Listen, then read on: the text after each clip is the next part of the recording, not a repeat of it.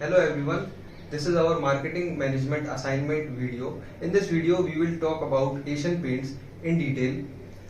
So myself Harsh Yadav, roll number 2020 IMG 026. I will cover the topics like progress over the years and financial management of Asian Paints.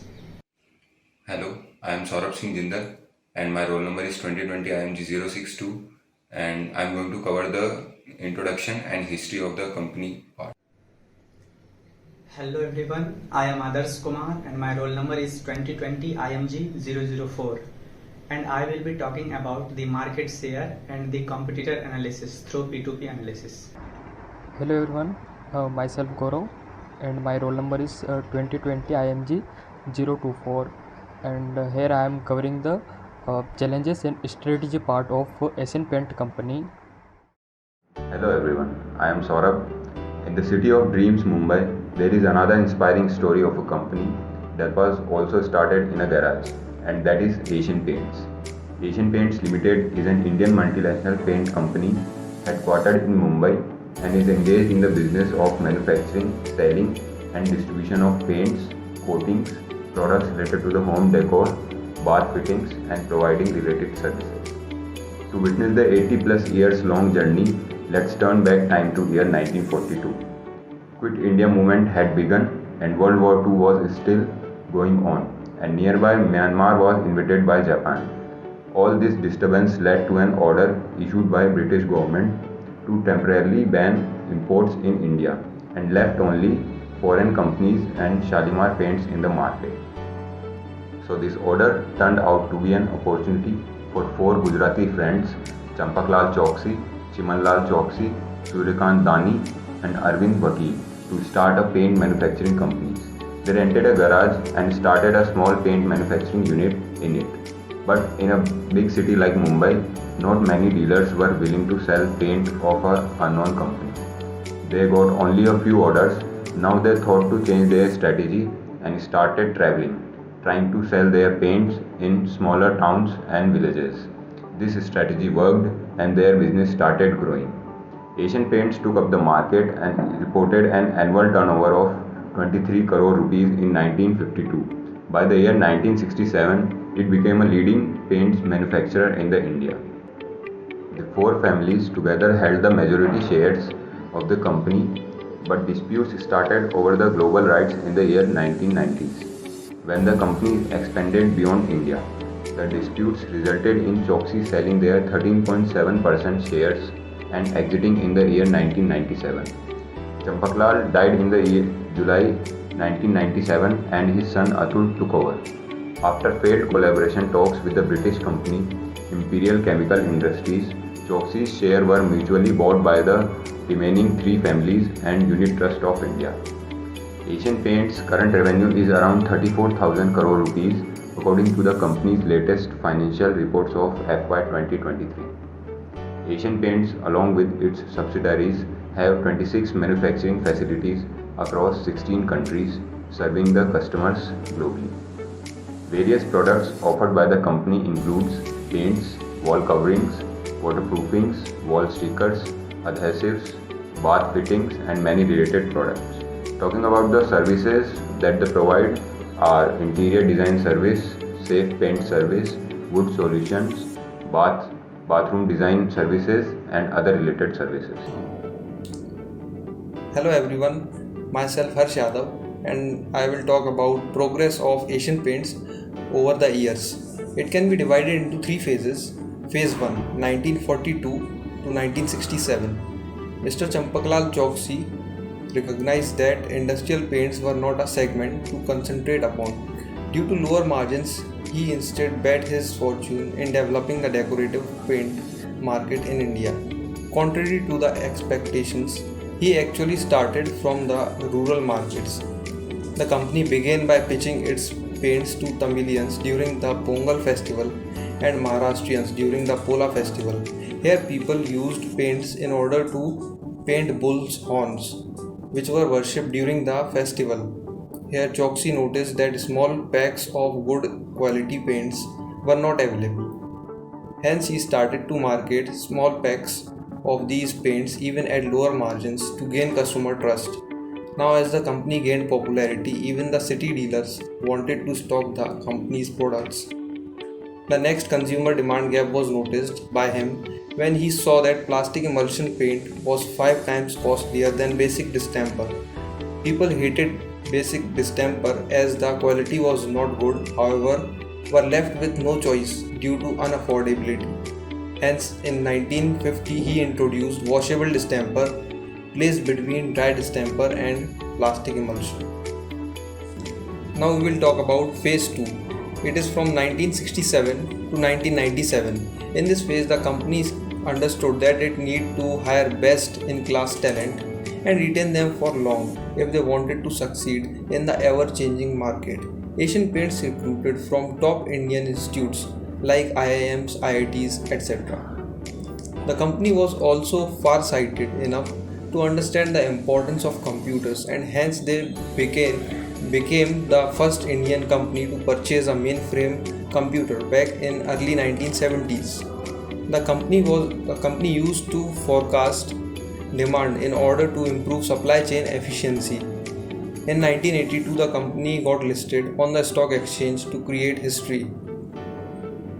Now we will talk about phase 3. It was from 1997 till date. This phase started with the loss of Mr. Champaklal Choksi, who died at age of 81. After this, there were a few instabilities in the relationship of the promoter families.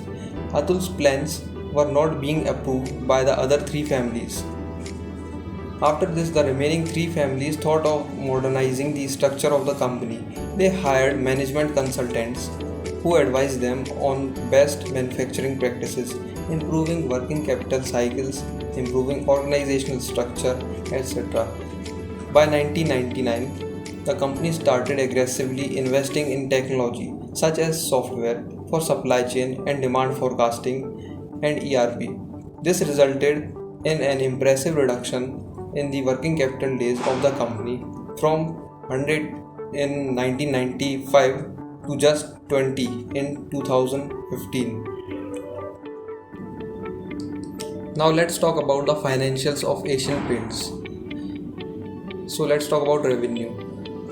The revenue has increased from 9,231 in 2012 to 34,489 rupees in crores in 2023.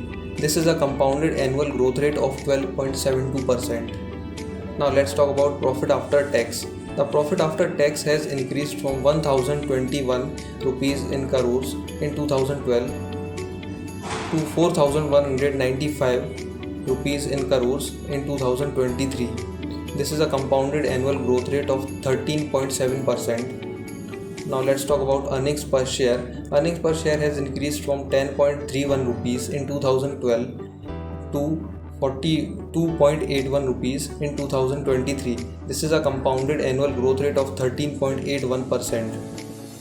Now let's talk about the share price.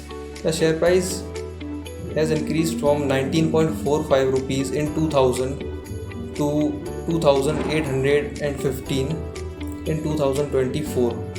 This is a compounded annual growth rate of 23%.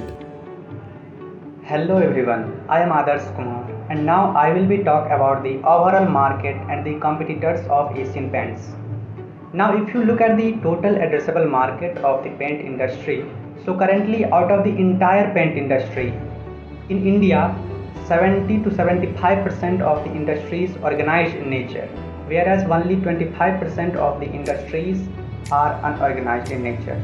So Indian decorative organized paint industry is estimated to be somewhere between 40 to 45% crores, and it is expected to grow at a rate of 8 to 10%. And similarly, Asian Paints has been growing its volumes for the last decades at somewhere between 12 to 14%.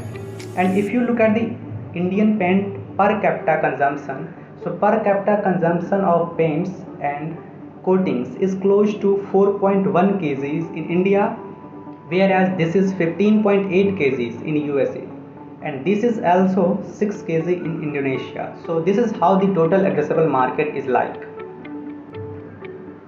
Now with this, we will go to the P2P analysis and we will see how Asian Paints compete against Berger Paints, Kansai Nerolac and Indigo Paints.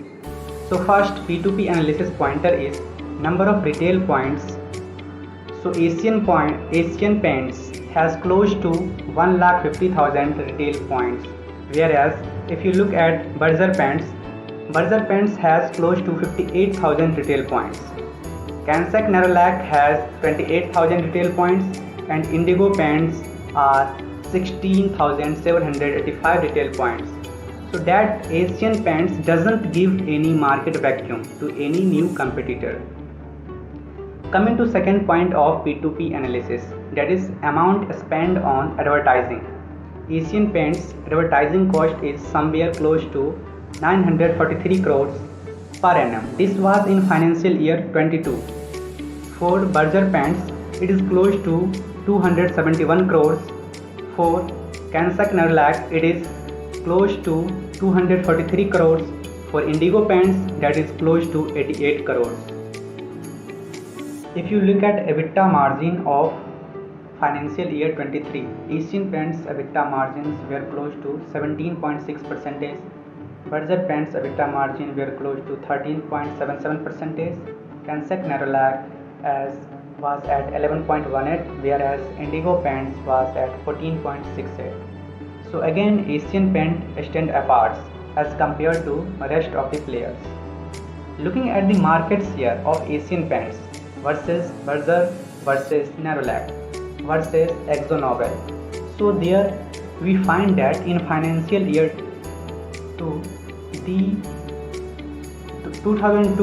the market share of Asian Paints used to be 44.5%, and actually this market share dipped in financial year 5 to 44.2%, whereas if you look at FY9, the market share increased to 54.2%, where market should increase to 54.3%, and by FY19 the market share almost went to 55%.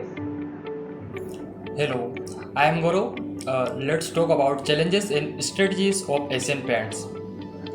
Let's talk about the big problem Asian Paints, India's top paint maker, is facing and how they are dealing with them. First, let's look at tough competition they are facing. Recently, other big companies like Grasim Industries and Nippon Paints have joined the Indian market, making things harder to Asian Paints. To fight back, Asian Paints has worked on making their brand stand out. They have made new type of paint that people really like, and they have also focused on being seen as a top quality brand. They have made sure their paints are easy to find in lots of stores, and they have kept good relationship with shops that sell their paints. Now let's talk about the problem of cost of making paint going up and down all the time. Stuff like titanium dioxide and oil are a big part of what it costs to make paint, and the prices of those things keep changing. To deal with this, Asian Paint has started getting those materials from different places, so they are not just relying on one place. They also use smart ways to manage the risks, like using money tricks to keep the cost from going too high. Inside the company, they are always looking for ways to make things run smoother and cheaper, using new tech and better ways of doing things.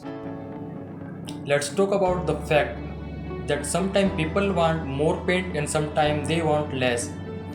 This changes throughout the year, like when it rains a lot or when there are big festivals. Asian Paint is dealing with this by using fancy computer stuff to guess how much paint people will want in future. They have also started making different kinds of paints for things like car and factories, which doesn't change as much with the season. And they have set things up so they can make more or less paint really fast if they need to. Asian Paints make really cool ads. One of their best shows colorful paints swirling around, changing rooms and moods. The ad mixes old and new style so everyone can relate to it. It's not just about showing paint colors, it's about making people feel excited and inspired. That's why their ads stand out and make people want to buy their paint. So, in the end, Asian Paint is facing this tough problem by coming up with new ideas, planning smart, and making sure they run things well. And because of this, they are still leading the way in the paint world, making good money and growing strong. Thank you.